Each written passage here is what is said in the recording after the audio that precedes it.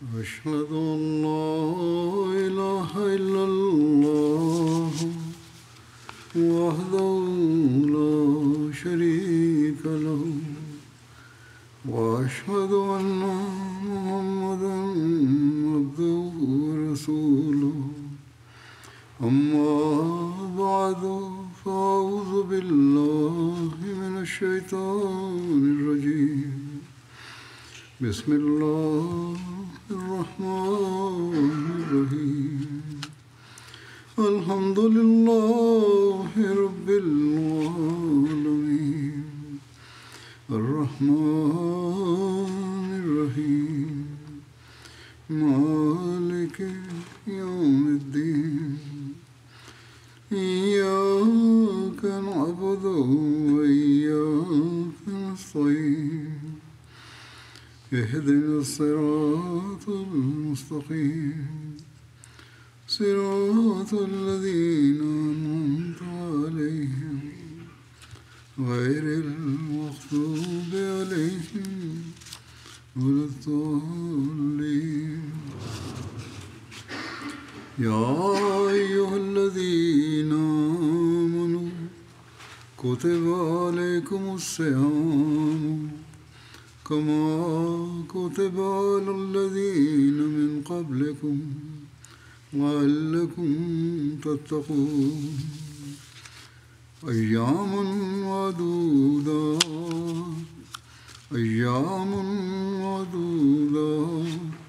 فمن كان منكم مريضا وعلى سفر فعدة من أيام أخر وعلى الذين يطيقونه فدية طعام مسكين ومن تطوع خيرا فهو خير له وأن تصوموا خير لكم إن كنتم تعلمون. ಎಲೇ ವಿಶ್ವಾಸಿಗಳೇ, ನಿಮ್ಮ ಪೂರ್ವಜರಿಗೆ ವಿಧಿಸಲಾದಂತೆ ನಿಮಗೆ ಸಹ ವ್ರತಾನುಷ್ಠಾನವನ್ನು ವಿಧಿಸಲಾಗಿದೆ. ನೀವು ನೈತಿಕ ಮತ್ತು ಆಧ್ಯಾತ್ಮಿಕ ನ್ಯೂನತೆಗಳಿಂದ ಸುರಕ್ಷಿತರಾಗುವಂತೆ ದೋಷಬಾಧೆಯ ಬಗ್ಗೆ ಜಾಗರೂಕರಾಗಲಿಕ್ಕೋಸ್ಕರ ಈ ಉಪವಾಸವನ್ನು ಕೆಲವು ನಿರ್ದಿಷ್ಟ ದಿನಗಳಲ್ಲಿ ಅನುಷ್ಠಿಸಬೇಕಾಗಿದೆ. ಆದರೆ ನಿಮ್ಮಲ್ಲಿ ಯಾರಾದರೂ ರೋಗಿ ಅಥವಾ ಯಾತ್ರಿಕನಾಗಿದ್ದರೆ ಬೇರೆ ದಿನಗಳಲ್ಲಿ ಸಂಖ್ಯೆಯನ್ನು ಪೂರ್ಣಗೊಳಿಸಲಿ.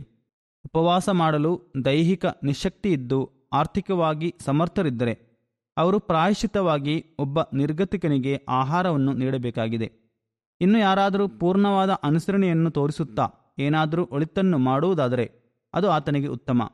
ನೀವು ಗ್ರಹಿಸುವರಾದರೆ ವ್ರತಾನುಷ್ಠಾನ ನಿಮಗೆ ಗುಣಕರವಾಗಿದೆ. ರಮಜಾನಿನ ತಿಂಗಳು ಅಲ್ಲಾಹನ ಅನುಗ್ರಹದಿಂದ ಆರಂಭಗೊಂಡಿದೆ. ಇದು ಬಹಳ ಶ್ರೇಷ್ಠ ಮತ್ತು ಅನುಗ್ರಹಗಳ ಮಾಸವಾಗಿದೆ ಎಂದು ಹಜರತ್ ಪೈಗಂಬರ್ ಸಲ್ಲಲ್ಲಾಹು ಅಲೈಹಿ ವಸಲ್ಲಂ ಹೇಳಿರುವರು. ಈ ತಿಂಗಳಲ್ಲಿ ಅಲ್ಲಾಹನು ತನ್ನ ದಾಸರಿಗೆ ತನ್ನ ಅನುಗ್ರಹಗಳನ್ನು ದಯಪಾಲಿಸಲು ಬಹಳ ಕೃಪಾಳು ಆಗುತ್ತಾನೆ. ಅಲ್ಲಾಹನು ಸಾಮಾನ್ಯ ದಿನಗಳಲ್ಲೂ ತನ್ನ ದಾಸರಿಗೆ ನಮ್ಮ ಊಹೆಗೂ ಮೀರಿ ದಯಪಾಲಿಸುತ್ತಾನೆ. ಈ ತಿಂಗಳಲ್ಲಿ ವಿಶೇಷವಾಗಿ ಅಲ್ಲಾಹನು ಶೈತಾನನನ್ನು ಬಂಧಿಸಿ ಅವನ ಹಿಡಿತದಿಂದ ರಕ್ಷಣೆ ಪಡೆಯುವ ಮಾರ್ಗವನ್ನು ಒದಗಿಸುತ್ತಾನೆ. ಅದರ ಉದಾಹರಣೆ ನೀಡಲು ನಮ್ಮ ಬಳಿ ಪದಗಳೇ ಇಲ್ಲ. ಕಳೆದ ದಿನಗಳಲ್ಲಿ ಆರಾಧನೆಗಳಲ್ಲಿ ನಾವು ತೋರಿಸಿರುವ ಆಲಸ್ಯದಿಂದ ಉಂಟಾದ ಕೊರತೆಗಳನ್ನು ಈಡೇರಿಸಲು ಅಲ್ಲಾಹನು ನಮಗೆ ಈ ತಿಂಗಳಲ್ಲಿ ಸಂದರ್ಭಗಳನ್ನು ನೀಡಿದ್ದಾನೆ. ರಂಜಾನ್ ತಿಂಗಳಲ್ಲಿ ಮಸೀದಿಗಳಲ್ಲಿ ದರ್ಸಿನ ಏರ್ಪಾಡು ಇರುತ್ತದೆ. ಅದೇ ರೀತಿಯಲ್ಲಿ ಎಂಟಿಯದಲ್ಲೂ ಅದರ ಏರ್ಪಾಡು ಇದೆ. ಅದರಿಂದ ಪ್ರಯೋಜನ ಪಡೆಯಬೇಕು. ಅಲ್ಲಾಹನ ಸಾಮೀಪ್ಯದ ಮಾರ್ಗಗಳನ್ನು ಹುಡುಕಲು ಪ್ರಯತ್ನಿಸಬೇಕಾಗಿದೆ. ಅಲ್ಲಾಹನ ಅನುಗ್ರಹಗಳ ಮತ್ತು ಔದಾರ್ಯಗಳ ಸ್ಥಾಯಿಯಾದ ವಾರಸುದಾರರಾಗಲಿಕ್ಕಾಗಿ ನಾವು ರಮದಾನಿನ ವಾತಾವರಣದ ಪ್ರಭಾವವನ್ನು ತಮ್ಮ ಜೀವಿತದ ಸ್ಥಾಯಿಯಾದ ಭಾಗವನ್ನಾಗಿ ಮಾಡಬೇಕು. ರಸೂಲುಲ್ಲಾಹ್ ಸಲ್ಲಲ್ಲಾಹು ಅಲೈಹಿ ವಸಲ್ಲಂ ಹೀಗೆ ಹೇಳಿರುವರು: ಓರ್ವ ತಾಯಿಗೆ ತನ್ನ ಕಾಣೆಯಾದ ಮಗು ಲಭಿಸುವಾಗ ಉಂಟಾಗುವ ಖುಷಿಗಿಂತಲೂ ಹೆಚ್ಚಿನ ಸಂತೋಷ ಅಲ್ಲಾಹನ ದಾಸ ಅಲ್ಲಾಹನ ಕಡೆಗೆ ಹೋಗುವಾಗ ಅಲ್ಲಾಹನಿಗೆ ಉಂಟಾಗುತ್ತದೆ. ಅಲ್ಲಾಹನು ತನ್ನ ದಾಸನಲ್ಲಿ ಸಂಪ್ರೀತನಾಗುವಾಗ ಅವನು ಅಪಾರವಾಗಿ ದಯಪಾಲಿಸುತ್ತಾನೆ. ಆದ್ದರಿಂದ ರಮಜಾನಿನ ಈ ವಾತಾವರಣದಿಂದ ಪ್ರಯೋಜನ ಪಡೆಯುವುದಾದರೆ ನಾವು ಸೌಭಾಗ್ಯಶಾಲಿಗಳಾಗುವವು. ಸೂರಾ ಬಕರದ ಈ ವಚನಗಳಲ್ಲಿ ತಕ್ವಾ ಕೈಗೊಳ್ಳುತ್ತಾ ಅಲ್ಲಾಹನ ಆದೇಶಗಳನ್ನು ಪಾಲಿಸಲು ನಿರ್ದೇಶನ ನೀಡುವುದರ ಜೊತೆಗೆ ಕೆಲವು ಇತರ ಆಜ್ಞೆಗಳ ಪ್ರಸ್ತಾಪವನ್ನು ಮಾಡಿರುವನು. ಉಪವಾಸದ ಉದ್ದೇಶ ದೇವಭಕ್ತಿಯನ್ನು ಕೈಗೊಳ್ಳುವುದಾಗಿದೆ. ರಮಜಾನಿನಲ್ಲಿ ವಿಶೇಷವಾಗಿ ಶ್ರೀಮಂತರು ತಮ್ಮ ಸುತ್ತಮುತ್ತಲಿನ ಬಡವರ ಬಗ್ಗೆ ಕಾಳಜಿ ವಹಿಸಬೇಕು. ಔತಣದ ರೂಪದಲ್ಲಿ ನಡೆಯುತ್ತಿರುವ ದೊಡ್ಡ ದೊಡ್ಡ ಇಫ್ತಾರ್ ಕೂಟಗಳನ್ನು ನಾನು ತೀರಾ ಬೆಂಬಲಿಸುವುದಿಲ್ಲ. ಇವೆಲ್ಲವೂ ಈಗ ತೋರಿಕೆ ಮತ್ತು ನವೀನಾಚಾರದ ರೂಪವಾಗಿ ಬಿಟ್ಟಿವೆ. ರಮಜಾನಿನಲ್ಲಿ ಪವಿತ್ರ ಕುರಾನ್ ಓದಲು, ಓದಿಸಲು, ಆಲಿಸಲು, ಇತರರನ್ನು ಆಲಿಸುವಂತೆ ಮಾಡಲು, ಆರಾಧನೆಗಳು ಮತ್ತು ದೇವಸ್ಮರಣೆ ಬಗ್ಗೆ ಗಮನ ಹರಿಸಬೇಕು. ಉಪವಾಸವು ಪಾಪಗಳಿಂದ ರಕ್ಷಣೆ ಪಡೆಯಲು ಒಂದು ಗುರಾಣಿಯಾಗಿದೆ. ಆದರೆ ಈ ರಕ್ಷಾ ಕವಚವನ್ನು ಉಪಯೋಗಿಸಲು ಕೂಡ ಗೊತ್ತಿರಬೇಕು. ಇಲ್ಲದಿದ್ದರೆ ಶೈತಾನ ಯಾವಾಗಲೂ ಮನುಷ್ಯನನ್ನು ದಾರಿ ತಪ್ಪಿಸಲು ಹೊಂಚು ಹಾಕುತ್ತಾ ಇರುತ್ತಾನೆ. ಆರಾಧನೆಗಳ ಮತ್ತು ದೇವಸ್ಮರಣೆಯ ಕೋಟೆ ನಮ್ಮನ್ನು ಶೈತಾನನ ಹಲ್ಲೆಗಳಿಂದ ರಕ್ಷಿಸುವುದು. ಶೈತಾನನನ್ನು ಬಹಳ ಕ್ಷುಲ್ಲಕವೆಂದು ಭಾವಿಸಬಾರದು. ಅಲ್ಲಾಹನ ದಾಸರಲ್ಲಿ ಹೆಚ್ಚಿನವರು ನನ್ನ ಪ್ರೇರಣೆಗೆ ಒಳಪಟ್ಟು ನನ್ನನ್ನು ಹಿಂಬಾಲಿಸುವರು ಎಂದು ಶೈತಾನನು ದೊಡ್ಡದಾಗಿ ಸವಾಲೊಡ್ಡಿ ಹೇಳಿದನು. ಅಲ್ಲಾಹನ ದಾಸರಲ್ಲಿ ಹೆಚ್ಚಿನವರು ನನ್ನ ಪ್ರೇರಣೆಗೆ ಒಳಪಟ್ಟು ನನ್ನನ್ನು ಹಿಂಬಾಲಿಸುವರು ಎಂದು ಶೈತಾನನು ದೊಡ್ಡದಾಗಿ ಸವಾಲೊಡ್ಡಿ ಹೇಳಿದ್ದನು. ಆದ್ದರಿಂದ ನಾವು ರಮಜಾನಿನಲ್ಲಿ ಶೈತಾನನ ಈ ಪಂಥಾಹ್ವಾನದ ಎದುರಾಗಿ ಹೋರಾಡಬೇಕು. ಅನಂತರ ಆರಾಧನೆಗಳ ಮತ್ತು ಪವಿತ್ರ ಕುರಾನಿನ ಆದೇಶಗಳ ಆಯುಧದಿಂದ ನಾವು ಶೈತಾನನ ವಿರುದ್ಧ ಸದಾ ಹೋರಾಡುತ್ತಿರಬೇಕು. ಉಪವಾಸದ ನೈಜತೆಯನ್ನು ವಿವರಿಸುತ್ತಾ ಹಜರತ್ ಮಸೀಮದ್ ಇಸ್ಲಾಂ ಹೇಳುತ್ತಾರೆ, ಉಪವಾಸದ ನೈಜದ ಬಗ್ಗೆಯೂ ಜನರಿಗೆ ಅರಿವಿಲ್ಲ. ಮನುಷ್ಯನು ಹಸಿವಿನಿಂದಲೂ ಬಾಯಾರಿಕೆಯಿಂದಲೂ ಇರುವುದು ಮಾತ್ರ ಉಪವಾಸವಲ್ಲ. ಅದರ ಒಂದು ಯಥಾರ್ಥತೆ ಮತ್ತು ಒಂದು ಪ್ರಭಾವ ಅನುಭವದಿಂದ ಗೊತ್ತಾಗುತ್ತದೆ. ವ್ಯಕ್ತಿಯು ಎಷ್ಟು ಕಡಿಮೆ ತಿನ್ನುತ್ತಾನೋ ಅಷ್ಟೇ ಆತ್ಮಪರಿಶುದ್ಧಿ ಮತ್ತು ದೇವದರ್ಶನದ ಸಾಮರ್ಥ್ಯಗಳು ಉಂಟಾಗುತ್ತದೆ ಎಂಬುದು ಮನುಷ್ಯನ ಸಹಜ ಪ್ರಕೃತವಾಗಿದೆ. ಒಂದು ವಿಧದ ಆಹಾರವನ್ನು ಕಡಿಮೆಗೊಳಿಸಿ ಮತ್ತೊಂದು ವಿಧದ ಆಹಾರವನ್ನು ವರ್ಧಿಸಲು ಅಲ್ಲಾಹನು ಉದ್ದೇಶಿಸುತ್ತಾನೆ.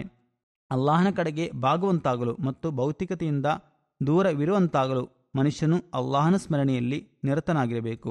ಆದ್ದರಿಂದ ರಮಜಾನಿನಲ್ಲಿ ಪವಿತ್ರ ಕುರಾನ್ ಓದುವುದು ಮತ್ತು ಅದನ್ನು ಮನವರಿಕೆ ಮಾಡುವುದರ ಜೊತೆಗೆ ಆರಾಧನೆ ಮತ್ತು ದೇವಸ್ಮರಣೆ ಬಹಳ ಅಗತ್ಯ. ಹೃದಯವು ಅಲ್ಲಾಹನನ್ನು ಸ್ತುತಿಸುತ್ತಿರಬೇಕು ಮತ್ತು ಅವನ ಪರಿಶುದ್ಧಿಯನ್ನು ಕೊಂಡಾಡುತ್ತಿರಬೇಕು. ಇದಕ್ಕಾಗಿ ಹಜರತ್ ಮಸೀಮುಲ್ ಇಸ್ಲಾಂ ತಿಳಿಸಿರುವ ಒಂದು ಇಲ್ಹಾಮಿ ದುವಾ ಸಹ ಇದೆ. ಅದೇನೆಂದರೆ, ಸುಬಹಾನಲ್ಲಾಹಿ ವಬಿಹಮ್ದಿಹಿ ಸುಬಹಾನಲ್ಲಾಹಿ ಅಲೀಂ, ಅಲ್ಲಾಹುಮ್ಮ ಸಲ್ಲಿ ಅಲಾ ಮುಹಮ್ಮದಿನ್ ವಲ ಆಲಿ ಮುಹಮ್ಮದ್. ಇದೊಂದು ಬಹಳ ಮುಖ್ಯ ದುವಾ ಆಗಿದೆ. ಹಜರತ್ ಪೈಗಂಬರ್ ಸಲ್ಲಲ್ಲಾಹು ಅಲೈಹಿ ವಸಲ್ಲಂ ಮೇಲೆ ದುರೂದ್ ಹೇಳುವುದು ದುವಾ ಸ್ವೀಕಾರಕ್ಕಾಗಿ ಅವಶ್ಯ. ಇದು ಅಲ್ಲಾಹನ ಆಜ್ಞೆಯಾಗಿದೆ. ಪವಿತ್ರ ಕುರಾನಿನಲ್ಲಿ ಅಲ್ಲಾಹನು ಪದೇ ಪದೇ ತಕ್ವಾದ ಮಾರ್ಗಗಳಲ್ಲಿ ನಡೆಯಲು ಉಪದೇಶಿಸಿರುತ್ತಾನೆ. ಹಜರತ್ ಮಸೀಮುಲ್ ಇಸ್ಲಾಂ ಸಹ ಬಹುತೇಕ ಪ್ರತಿಯೊಂದು ಸಭೆಗಳಲ್ಲಿ ಇದರ ಕಡೆಗೆ ಗಮನ ಸೆಳೆದಿದ್ದಾರೆ. ಪ್ರತಿಯೊಂದು ಒಳಿತಿನ ಬೇರು ತಕ್ವಾ ಆಗಿದೆ ಎಂದು ಅವರ ಒಂದು ಉರ್ದು ಕವಿತೆಯ ಸಾಲು ಇದೆ. ಇದರ ಮುಂದಿನ ಸಾಲಾಗಿ ಅಲ್ಲಾಹನ ದಿವ್ಯವಾಣಿ ಹೀಗೆ ಅವತೀರ್ಣವಾಯಿತು: ಈ ಬೇರು ಇದ್ದರೆ ಎಲ್ಲವೂ ಇದೆ. ಆದ್ದರಿಂದ ಅಲ್ಲಾಹನಿಗಿಷ್ಟ ತಕ್ವವೇ ಆಗಿದೆ ಹಾಗೂ ಅದು ಪ್ರತಿಯೊಂದು ಒಳಿತಿನ ಕಡೆಗೆ ಕೊಂಡು ಹೋಗುತ್ತದೆ. ತಕ್ವಾ ಲೌಕಿಕ ಕಳುಕುಗಳಿಂದ ಮುಕ್ತಿ ನೀಡುತ್ತದೆ. ಆದ್ದರಿಂದ ತಕ್ವದ ಗಳಿಕೆ ಪ್ರತಿಯೊಬ್ಬ ಸತ್ಯವಿಶ್ವಾಸಿಯ ಪ್ರಮುಖ ಕರ್ತವ್ಯವಾಗಿದೆ. ಪಠಿಸಲಾದ ವಚನಗಳಲ್ಲಿ 2ನೇ ವಚನದಲ್ಲಿ ವ್ರತಾನುಷ್ಠಾನದ ಕುರಿತು ಕೆಲವು ಆಜ್ಞೆಗಳ ಪ್ರಸ್ತಾಪವಿದೆ. ನಿರ್ದಿಷ್ಟ ದಿನಗಳಲ್ಲಿ ಮಾತ್ರ ಅಲ್ಲಾಹನು ಉಪವಾಸವನ್ನು ಕಡ್ಡಾಯಗೊಳಿಸಿದ್ದರೂ ಕೂಡ ನಮಗೆ ಸೌಕರ್ಯವನ್ನು ನೀಡಿದ್ದಾನೆ. ಆದ್ದರಿಂದ ರೋಗಿ ಮತ್ತು ಯಾತ್ರಿಕ ಸ್ವತಃ ತನ್ನ ಮೇಲೆ ಭಾರ ಹೊರಿಸಬಾರದು ಮತ್ತು ರೋಗಶಮನವಾದ ನಂತರ ಅಥವಾ ಯಾತ್ರೆ ಮುಗಿಸಿದ ನಂತರ ಉಪವಾಸವನ್ನು ಪೂರ್ತಿ ಮಾಡಬೇಕು ಎಂದು ಹೇಳಿದ್ದಾನೆ. ಈ ಕಡ್ಡಾಯ ಉಪವಾಸವನ್ನು ಖಂಡಿತವಾಗಿಯೂ ಪೂರ್ತಿ ಮಾಡಬೇಕು. ಆದರೆ ಅನಾವಶ್ಯಕವಾದ ಭಾರವನ್ನು ಸ್ವತಃ ಹೊರಿಸಬಾರದು. ಫಿದ್ಯದ ಆಜ್ಞೆ ನೀಡಲಾಗಿದೆ, ಆದರೆ ಇದು ಪ್ರತಿಯೊಬ್ಬರಿಗೆ ಅಲ್ಲ. ಬದಲಾಗಿ ಇದು ಆರ್ಥಿಕವಾಗಿ ಸಮರ್ಥರಾಗಿ ಇರುವವರಿಗಿರುವ ಆದೇಶವಾಗಿದೆ. ಅದರಿಂದ ದುಪ್ಪಟ್ಟು ಪ್ರತಿಫಲ ಲಭಿಸುತ್ತದೆ. ಇದು ಹೆಚ್ಚಿನ ಸತ್ಕರ್ಮವಾಗಿದೆ. ಅದೇ ರೀತಿಯಲ್ಲಿ ಮೊಲೆಯುಣಿಸುವ ತಾಯಂದಿರು ಅಥವಾ ಸ್ಥಾಯಿ ರೋಗಿಗಳೊಡನೆ ಸಾಮರ್ಥ್ಯಕ್ಕೆ ಅನುಸಾರವಾಗಿ ಫಿದ್ಯಾ ನೀಡಲು ಆದೇಶಿಸಲಾಗಿದೆ. ಫಿದ್ಯಾ ನೀಡುವುದು ಉಪವಾಸಕ್ಕೆ ಬದಲಿಯಾಗಿದೆ ಎಂದು ಅಲ್ಲಾಹನು ಹೇಳುತ್ತಾನೆ. ಫಿದ್ಯಾದಿಂದ ಬಡವರ ನೆರವು ಆಗುತ್ತದೆ. ಇಲ್ಲೂ ಶಿಷ್ಟಗಳ ಹಕ್ಕುಗಳನ್ನು ಈಡೇರಿಸುವುದಕ್ಕೆ ಆರಾಧನೆಯ ಸ್ಥಾನವನ್ನು ನೀಡಲಾಗಿದೆ. ಇದಾಗಿದೆ ಇಸ್ಲಾಂ ಮುಂದಿರಿಸುವ ದೇವ. ಅವನು ಸಂಪೂರ್ಣ ಕಾರುಣ್ಯವಂತನಾಗಿದ್ದಾನೆ. ಹಜರತ್ ಮಸೀಹುಲ್ ಇಸ್ಲಾಂ ಹೇಳುತ್ತಾರೆ, ಫಿದ್ಯಾವನ್ನು ಏಕೆ ನಿಶ್ಚಯಿಸಿರಬಹುದು ಎಂಬ ಯೋಚನೆ ನನಗೊಮ್ಮೆ ಉಂಟಾಯಿತು. ಶಕ್ತಿ ಲಭಿಸಲಿಕ್ಕಾಗಿ ಆಗಿದೆ ಎಂದು ನನಗೆ ಆಗ ಗೊತ್ತಾಯಿತು.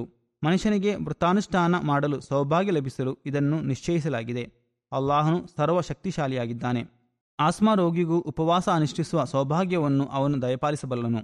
ಒಟ್ಟಿನಲ್ಲಿ ಉಪವಾಸ ಇರಿಸಲು ಶಕ್ತಿ ಲಭಿಸಬೇಕು ಎಂಬುದೇ ಫಿದ್ಯಾದ ಉದ್ದೇಶವಾಗಿದೆ. ಇದು ಅಲ್ಲಾಹನ ಕೃಪೆಯಿಂದ ಆಗುತ್ತದೆ. ಹಜರತ್ ಮಸೀಹುಲ್ ಇಸ್ಲಾಂ ಹೇಳುತ್ತಾರೆ, ನಿಜವೇನೆಂದರೆ ಪವಿತ್ರ ಕುರಾನ್ ನೀಡುವ ರಿಯಾಯಿತಿಗಳಿಂದ ಪ್ರಯೋಜನ ಪಡೆಯುವುದು ಕೂಡ ತಕ್ಕವಾಗಿದೆ. ಯಾತ್ರಿಕ ಅಥವಾ ರೋಗಿಗೆ ಬೇರೆ ದಿನಗಳಲ್ಲಿ ಉಪವಾಸ ಇರಿಸಲು ಅಲ್ಲಾಹನು ಅನುಮತಿ ಮತ್ತು ರಿಯಾಯಿತಿ ನೀಡಿದ್ದಾನೆ. ಈ ಆದೇಶವನ್ನು ಕೂಡ ಪಾಲಿಸಬೇಕು. ಯಾವನಾದರೂ ರೋಗಿಯಾದ ಮತ್ತು ಯಾತ್ರಿಕನಾದ ಸ್ಥಿತಿಯಲ್ಲಿ ಉಪವಾಸ ಇರಿಸಿದರೆ ಆತನು ಅಲ್ಲಾಹನ ಸ್ಪಷ್ಟವಾದ ಆದೇಶದ ಉಲ್ಲಂಘನೆ ಮಾಡುತ್ತಾನೆ. ಮೋಕ್ಷವು ಅಲ್ಲಾಹನ ಅನುಗ್ರಹದಿಂದ ಲಭಿಸುತ್ತದೆ. ತಮ್ಮ ಸತ್ಕರ್ಮಗಳ ಬಲವನ್ನು ತೋರಿಸಿ ಮೋಕ್ಷವನ್ನು ಯಾರಿಗೂ ಗಳಿಸಲು ಸಾಧ್ಯವಲ್ಲ. ರೋಗಿ ಮತ್ತು ಯಾತ್ರಿಕ ಉಪವಾಸ ಇರಿಸಿದರೆ ಅಂಥವರು ಆದೇಶದ ಉಲ್ಲಂಘನೆ ಮಾಡಿದ್ದಾಗಿ ವಿಧಿಸಲಾಗುತ್ತದೆ. ಅಲ್ಲಾಹನ ಆದೇಶಗಳನ್ನು ಪಾಲಿಸುವುದೇ ತಕ್ವಾಗಿದೆ. ಅಲ್ಲಾಹನ ಸಂಪ್ರೀತಿಯಲ್ಲಿ ಚಲಿಸುತ್ತಾ ಈ ರಂಜಾನನ್ನು ತಕ್ವಾದಿಂದ ಕಳೆಯಲು ಅಲ್ಲಾಹನು ನಮಗೆ ಸೌಭಾಗ್ಯ ನೀಡಲಿ. ನಮಗೆ ನಮ್ಮ ತಕ್ವಾದ ಮಟ್ಟವನ್ನು ಉನ್ನತಗೊಳಿಸಲು ಸೌಭಾಗ್ಯ ನೀಡಲಿ. ನಾವು ಸದಾ ಇಸ್ಲಾಮಿನ ಸುಂದರ ಅಧ್ಯಾಪನಗಳನ್ನು ಪಾಲಿಸುವರಾಗಲಿ ಮತ್ತು ಈ ರಂಜಾನಿನಲ್ಲಿ ನಾವು ಅಲ್ಲಾಹನ ಧಾರಾಳ ಅನುಗ್ರಹಗಳನ್ನು ಗಳಿಸುವರಾಗಲಿ. ಪ್ರತಿದಿನ ನಮಗಾಗಿ ಅನುಗ್ರಹಗಳನ್ನು ಮತ್ತು ಕಾರುಣ್ಯಗಳನ್ನು ತರಲಿ. ರಂಜಾನಿನಿಂದ ನಾವು ಯಥಾರ್ಥವಾಗಿ ಪ್ರಯೋಜನ ಪಡೆಯುವರಾಗಲಿ. ಈ ರಂಜಾನ್ ನಮ್ಮನ್ನು ಅಲ್ಲಾಹನಿಗೆ ಅತ್ಯಂತ ಸಮೀಪಗೊಳಿಸಲಿ. ಸ್ವೀಕೃತಗೊಳ್ಳುವ ದುಆಗಳನ್ನು ಮಾಡಲು ನಮಗೆ ಸೌಭಾಗ್ಯ ಲಭಿಸಲಿ. ಲೋಕದ ಎಲ್ಲ ಅಹಮದಿಯರು ಜಮಾತಿನ ಅಭಿವೃದ್ಧಿಗಳಿಗಾಗಿ ಮತ್ತು ಎಲ್ಲ ಕಷ್ಟತೆಗಳು ದೂರವಾಗಲಿಕ್ಕಾಗಿಯೂ ದುಆ ಮಾಡಿರಿ. ಸರ್ಕಾರಗಳ ಮತ್ತು ಎಲ್ಲ ದುಷ್ಟರ ದ್ರೋಹಗಳಿಂದ ಅಲ್ಲಾಹನು ನಮ್ಮನ್ನು ರಕ್ಷಿಸಲಿ.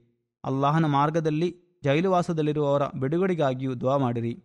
ಅಲ್ಲಾಹನ ಹಸ್ತವನ್ನು ಹೇಗೆ ಹಿಡಿಯಬೇಕೆಂದರೆ ನಾವು ಯಾವುದಾದರೂ ತಪ್ಪು ಮಾಡಿಕೊಂಡು ಆ ಹಸ್ತವನ್ನು ಬಿಟ್ಟು ಹೋಗುವಂತೆ ಆಗದಿರಲು ದುಆ ಮಾಡಬೇಕು. ಅಲ್ಲಾಹನ ಅನುಗ್ರಹಗಳ ಮಳೆ ನಮ್ಮ ಮೇಲೆ ವರ್ಷಿಸುತ್ತಿರಲಿ. ಮುಸ್ಲಿಂ ಲೋಕಕ್ಕಾಗಿಯೂ ದುಆ ಮಾಡಿರಿ. ಅಲ್ಲಾಹನು ಅವರಿಗೆ ಬುದ್ಧಿ ಮತ್ತು ತಿಳುವಳಿಕೆ ನೀಡಲಿ. ಆಗಮಿಸಿರುವ ವಾಗ್ದತ್ತ ಮಸೀಹ್ ಮತ್ತು ಮಹದಿಯನ್ನು ಅವರು ನಂಬುವರಾಗಲಿ. ಯುದ್ಧಗಳ ದುಷ್ಪರಿಣಾಮಗಳಿಂದ ರಕ್ಷಣೆ ಪಡೆಯಲು ಕೂಡ ದುಆ ಮಾಡಿರಿ. ಮುಸ್ಲಿಂ ರಾಷ್ಟ್ರಗಳಲ್ಲಿ ಅಧಿಕಾರಕ್ಕಾಗಿ ನಡೆಯುತ್ತಿರುವ ಯುದ್ಧಗಳ ಕಾರಣದಿಂದ ಮುಗ್ಧ ಜನಸಾಮಾನ್ಯರು ದೌರ್ಜನ್ಯದ ಬೀಸುಕಲ್ಲಲ್ಲಿ ಹುಡಿಯಾಗುತ್ತಿದ್ದಾರೆ. ಅಲ್ಲಾಹನು ಅವರ ಮೇಲೂ ಕೃಪದೋರಿ ಆ ದೌರ್ಜನ್ಯಗಾರರಿಂದ ಅವರನ್ನು ಮುಕ್ತಗೊಳಿಸಲಿ. ಅಲ್ಲಾಹನು ಅವರ ಮೇಲೂ ಕೃಪದೋರಿ ಆ ದೌರ್ಜನ್ಯಗಾರರಿಂದ ಅವರನ್ನು ಮುಕ್ತಗೊಳಿಸಲಿ. ಲೋಕದ ಪ್ರಚಲಿತ ಸ್ಥಿತಿಗತಿಗಳಿಗಾಗಿಯೂ ದುಆ ಮಾಡಿರಿ. ಅಲ್ಲಾಹನು ಯುದ್ಧ ಮತ್ತು ಅದರ ಅಪಾಯಕರ ಪರಿಣಾಮಗಳಿಂದ ರಕ್ಷಿಸಲಿ. ಯುದ್ಧ ನಡೆದರೆ ಅಹಮದಿಯರ ಮೇಲೂ ಅದರ ಪ್ರಭಾವ ಉಂಟಾಗುವುದು ಎಂಬುದು ಸ್ಪಷ್ಟ. ಅಲ್ಲಾಹನು ಅವರನ್ನು ಅದರಿಂದ ರಕ್ಷಿಸಲಿ. ಅದರಿಂದ ರಕ್ಷಣೆ ಪಡೆಯಲಿಕ್ಕಾಗಿ ಪ್ರತಿಯೊಬ್ಬ ಅಹಮದಿ ತನ್ನ ತಕ್ವಾದ ಮಟ್ಟವನ್ನು ಉನ್ನತಗೊಳಿಸಬೇಕಾಗುವುದು. ಇದನ್ನೇ ಹಜರತ್ ಮಸೀಹ್ ಇಸ್ಲಾಂ ಹೇಳಿರುವರು. ಅದರ ಸೌಭಾಗ್ಯವನ್ನು ಅಲ್ಲಾಹನು ನಮಗೆ ದಯಪಾಲಿಸಲಿ. ಯುಕೆಯಲ್ಲೂ ಮುಸ್ಲಿಮರ ಕಾರ್ಯಕ್ಷೇತ್ರವನ್ನು ಸಂಕುಚಿತಗೊಳಿಸಲು ಪ್ರಯತ್ನಿಸಲಾಗುತ್ತದೆ ಎಂದು ತೋರುತ್ತಿದೆ. ಅಲ್ಲಾಹನು ನಮ್ಮನ್ನು ಮತ್ತು ಇಲ್ಲಿಯ ಇತರ ಮುಸ್ಲಿಮರನ್ನು ಅದರ ದೋಷದಿಂದ ಸುರಕ್ಷಿತಗೊಳಿಸಲಿ. ಆಮೀನ್. ಸುರಕ್ಷಿತಗೊಳಿಸಲಿ. ಆಮೀನ್. ಸುರಕ್ಷಿತಗೊಳಿಸಲಿ. ಆಮೀನ್.